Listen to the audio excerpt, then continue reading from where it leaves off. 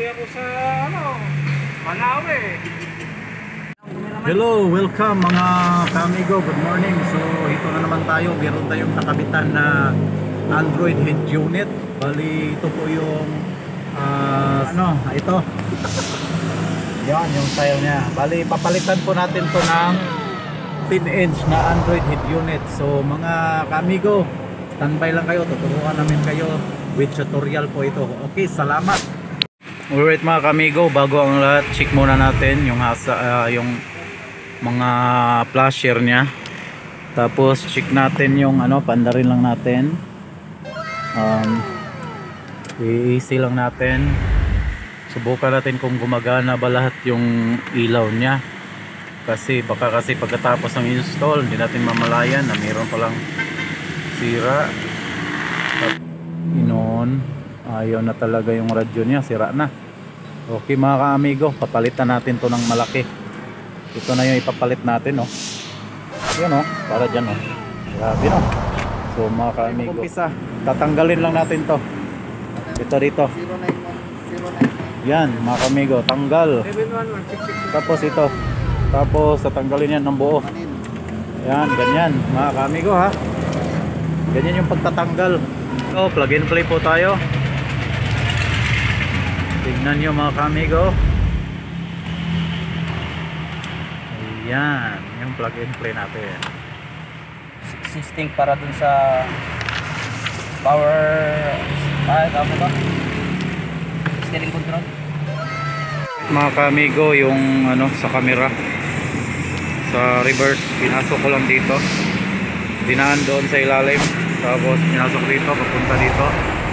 Papunta doon sa loob. Tapos yung isang camera ng dashcam niya, ang DVR, yan, nakabit na ni Amigo Jack, ni Kawangis.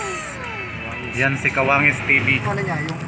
Alright mga ka-amigo, pinutol ko lang kasi sobrang haba ng itong Grandia. Ito lang ang mapapalitan dito. Hindi natin ma-diretsuhan lahat papunta doon. Kaya ngayon, ang nangyayari, tama, yung merong sinasabi niya may tenga, yung may ganyan. pinotol natin to. So yun lang yung gagawin natin. Alright mga kamigo, ginapang na natin dito. Tapos papunta siya dyan, lusot dyan, tapos papunta dito. Mamaya kasi dito natin dadaan yung camera. Dyan kamigo, inaayos lang yung frame ni Kawangis TV. Kawangis TV. Ito. So subscribe sa channel niya. Alright mga kamigo, ayan siya. So ngayon tine-check lahat. Okay mga ka-amigo, pina-plug na yung kinakailangan dyan. Nandyan yung camera, yung USB natin, tapos yung sa reverse at saka camera sa harap.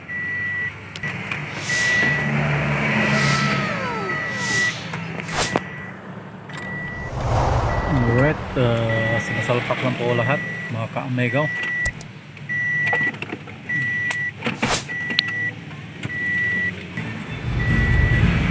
So mga ka-amigo, ito na po siya.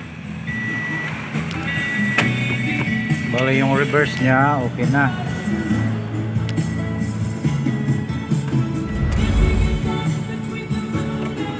Reverse nya yan ako yung reverse nya mga kamigo. Tapos camera sa harap, yan siya, may ADAS na po. Bali yan yun ang control, nag-alarm. Pwede rin pa bawasan yung volume, pwedeng paliitan. Hindi siyang dalhin dito. May Netflix na rin. Lahat, may radio na rin. Mga ka-amigo. Siya. GL Grandia 2018. So mga ka-amigo, take note lang. GL Grandia at saka yung at saka commuter, magkaiba po sila talaga ng ganito yung frame. Kaya yung ginawa namin, in-adjust na lang namin, binapingan, nilagyan ng sealant para tingnan siya fit, talaga siya fit na fit, pero matibay yan mga kamigo. Ganyan po siya. Tapos ready to wifi na po yan. Meron na po yung connection, bluetooth, radio, tapos music.